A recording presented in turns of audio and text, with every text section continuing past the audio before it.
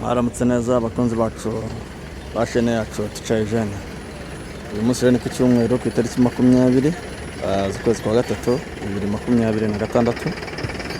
Ubu tukaba turi guhugura ikizami cya kona. Umunyeshuri wacu murabona ko yateye ku ikona, ubu agiye gushaka amakona. Urakata ukegera imbere nk'uko mwabibonye, ukareba mu murongo w'ibumoso, ukareba ko umurongo wa kona wo hepfo ubona, warangiza ukareba no mu wa ruguru ukareba ko ubona umurongo wa kona, warangiza ukabarasinga umwanya wawe. Icyo gihe rero ugorora amapine yawe ugasubira inyuma, ugashyiramo revanse ugasubira inyuma. Ugomba gucunganwa nuko utagonga. Ubonye hari umwanya mutoya ugomba kuwongera. Twitegereze rero uburyo uyu muntu ashaka kudukorera ikona ryacu umunsi ku munsi.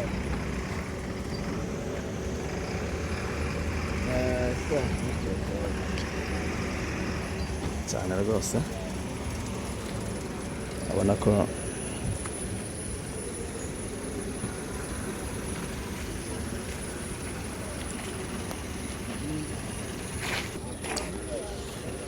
abona ko kona yacu turayishoje, tujye parking. Shake ahantu twajya parking katara haruguru yose.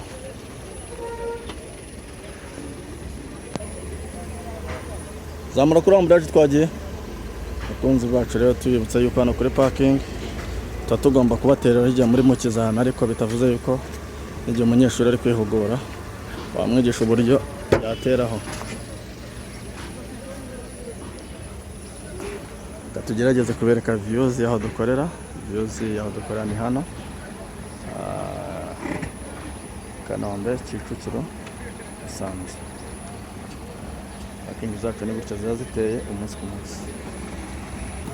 Bakunzi bacu rero tugiye gukora parking, no kuvuga yegera imbere akaringaniza retroviseur na kino giti mubona imbere. Urabona ko biri kumwe, ugakata imodoka yawe, warangiza ukegera imbere ukajya kuringaniza na kino cy'imbere.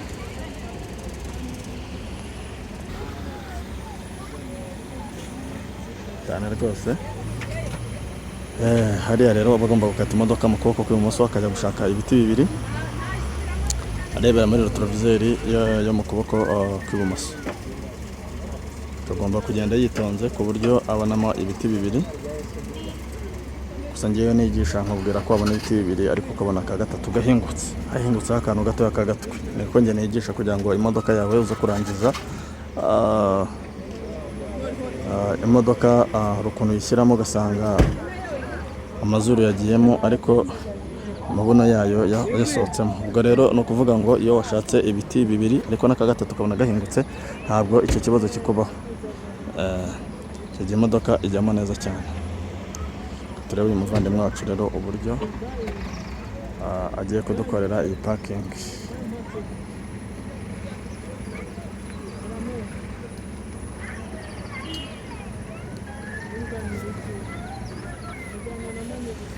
Turebe ukuntu uyu muntu agiye kudukorera parking yacu umunsi ku munsi.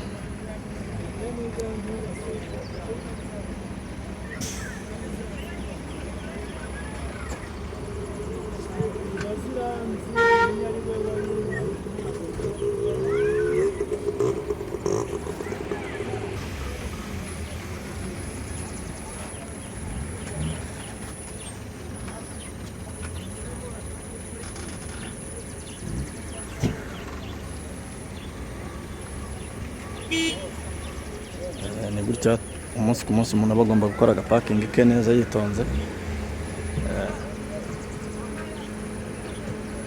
Kandi burya ibanga ry'ikizamini no kwirinda igihunga. Ari ibishoboka umuntu yakirinda, nuko nyine biba bigoranye.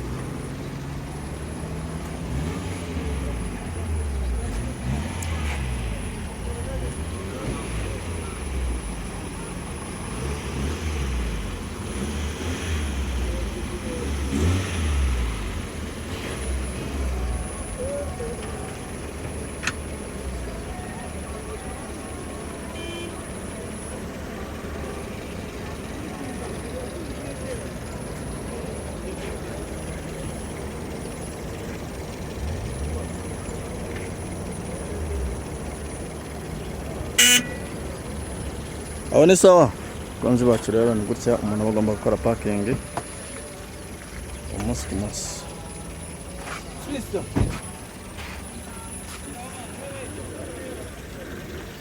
Mbibutsa yuko mukeneye ko dukorana cyangwa se washaka ko tumufasha mu kwiga imodoka, nomero yacu ni 0785 23 55 56 kuri Teacher Eugene.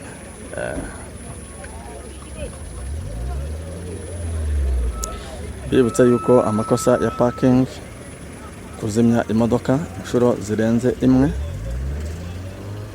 ni ikosa, kugonga ni ikosa, gushyiramo imodoka nabi itambamye ni ikosa, gukora ikizami nta santire ni ikosa, no kuba warenza iminota 7 ni ikosa.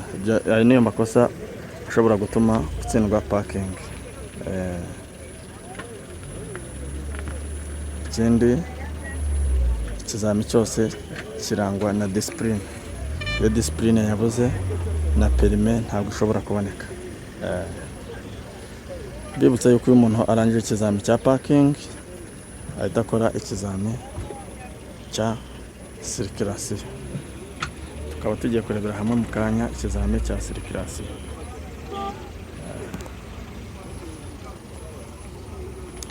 Murabona nk'uyu muvandimwe ikizami cya parking na kona gifashe iminota 7 hafi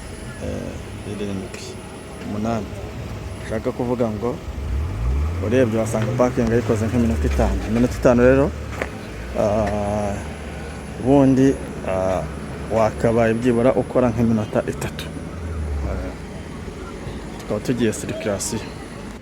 Konzi bacu tukaba dutangiye ikizami cya circulation. Umunyeshuri aba agomba kubwira umuyobozi ufite ububasha cyangwa se umupolisi uri kumukoresha, kimara kwicara akambara ceinture. Umunyeshuri we birumvikana aba yayambaye, akatsa imodoka, yamara kwatsa imodoka agashyiramo vitesse ya mbere, yarangiza agakuramo firiya, yarangiza agashyiramo ikimenyetso cyo guhaguruka. Ubwo abatangiye ikizami twagiye.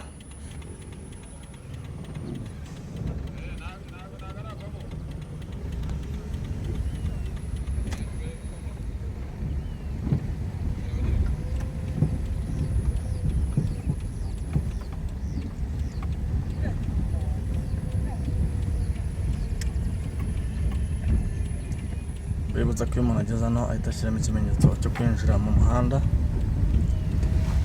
akahita ashyiramo agafitensi ka kabiri. Akapa gafitensi ya kabiri, agafata akavuduko akihutamo gakeya, umuvuduko uringaniye. Uyu muntu ni inkomyi kandi urabona yarangara muri telefone amuvugiriza hone.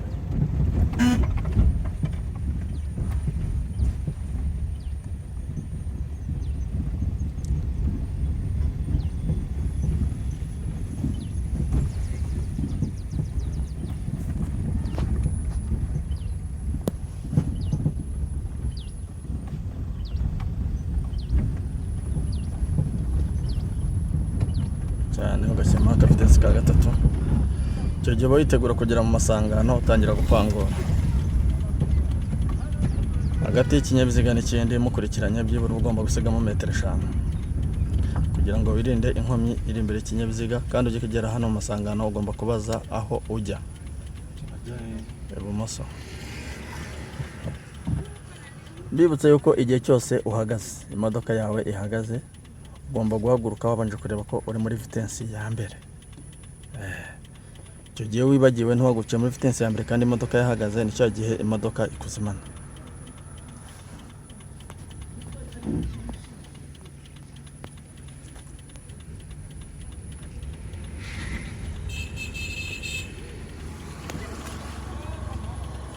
Kigera hano maze kureba kuri side yo hepfo ukabona nta nkomyi ihari cyangwa se ikinyabiziga ushobora kukwinjirana, ukareba no kuri side ya ruguru ukareba ko nta kinyabiziga cyakwinjirana, uba ugomba gutangira gutegura aho ugiye, uburyo uri bwitware.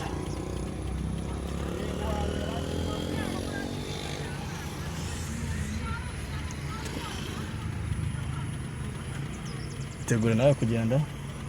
Twagiye.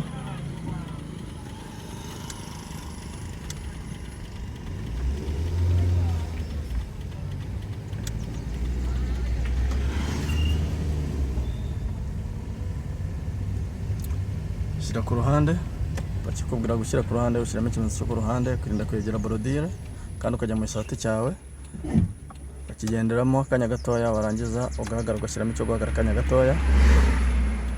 Mbere yo guhaguruka mbibutsa yuko ubanza ukareba muri retroviseur ureba ko nta kinyabiziga kigiye kukudepasa, ukabona guhaguruka.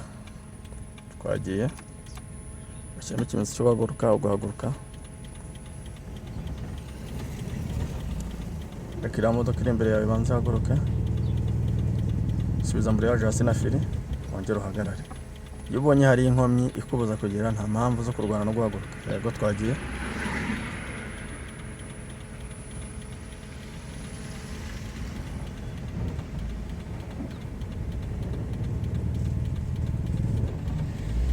Zamura kuri amburaje gake gake y'umuriro ntuwuveho. Yego cyane rwose. Iyo uhagurutse ugafata umuriro ukumva imodoka iri kugenda ukawugabanya, imodoka iyo ushaka kukuzimana, kuko hano hantu haba hazamukamo gakeya.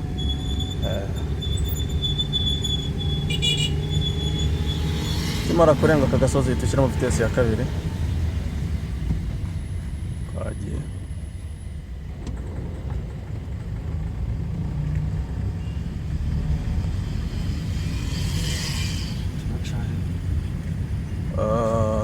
Tugiye haruguru hari abubaka etaje ku mutaka.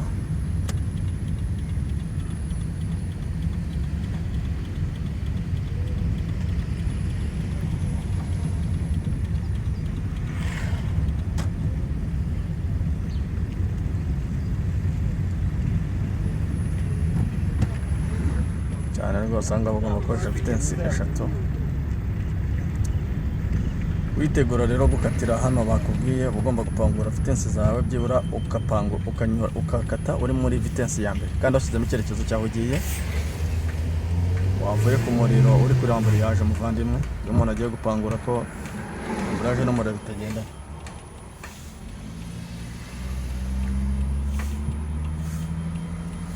Twagiye.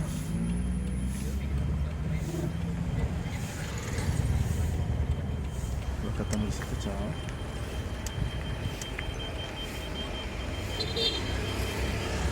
Irinda kuba wagonga borodire.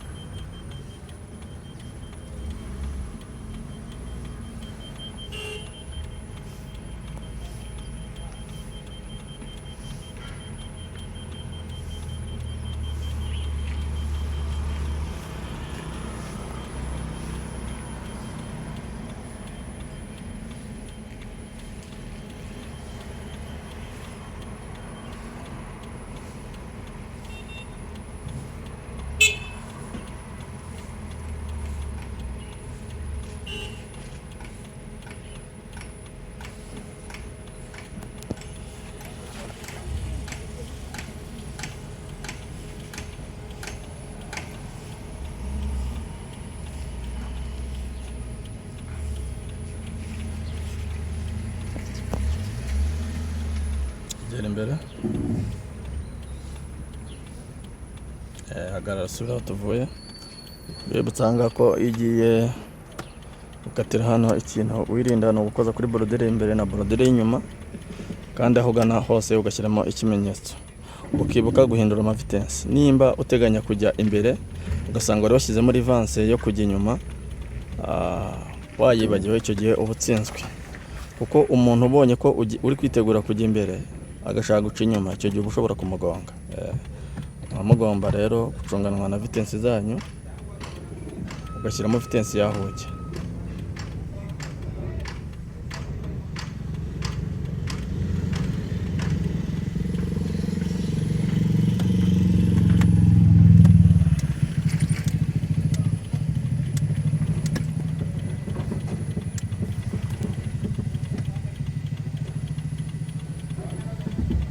Nawe urajya he?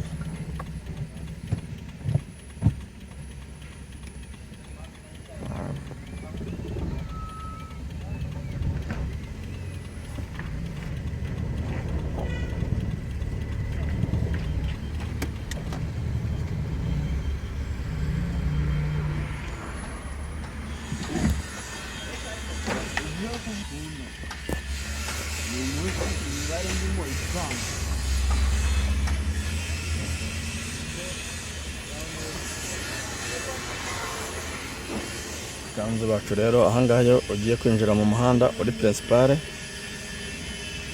udafitiye priorite, ubwo uba uri kuva mu gisate cy'umuhanda, uba uri kuva mu kayira ka karitsiye winjira mu muhanda uri principale, uba ugomba kureba kuri side zombi ukareba ko nta kinyabiziga wabangamira.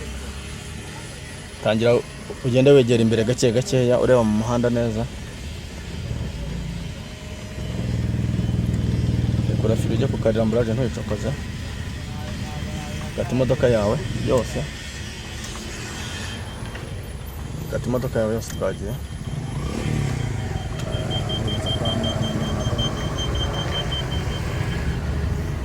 Ene vitesse nye hano.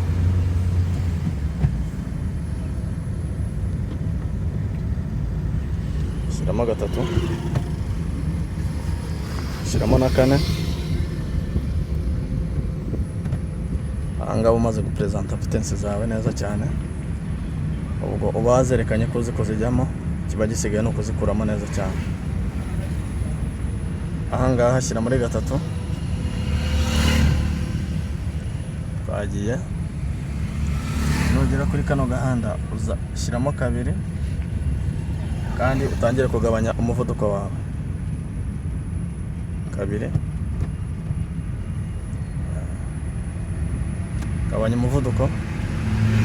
Gabanya umuvuduko. Cyamo n'ikimenyetso cyo kujya ku kibuga.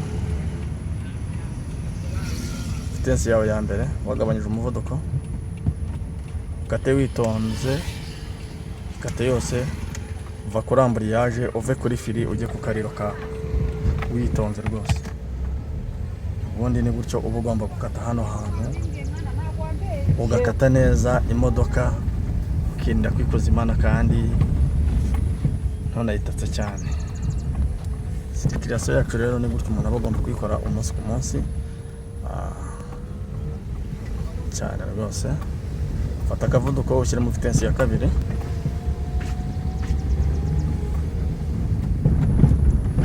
Yego.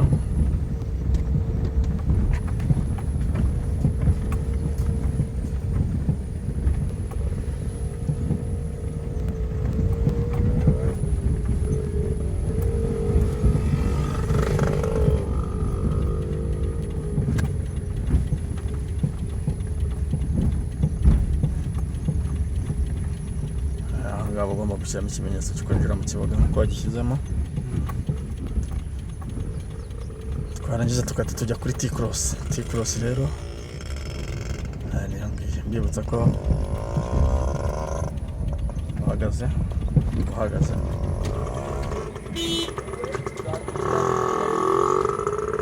Bakunzi bacu rero mbibutsa ko iri somo tugezeho ari isomo rya T-cross. Bagomba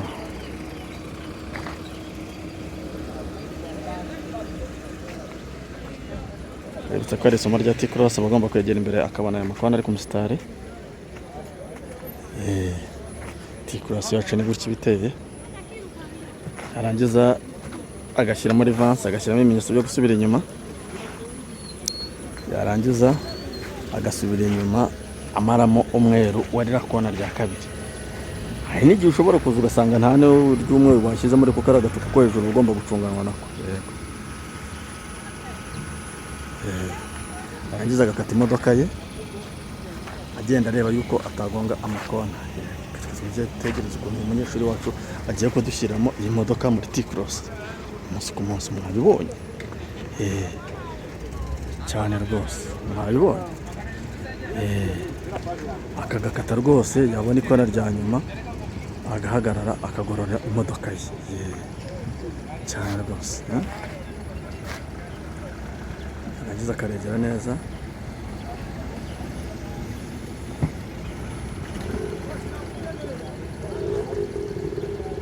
turebe cyane rwose, cyane rwose. Ubundi T-cross rero 100% ni gutya bigomba gukorwa. Gutya T-cross kacu kagomba gukorwa umunsi ku munsi. Sawa sawa, sokera ara hepfo.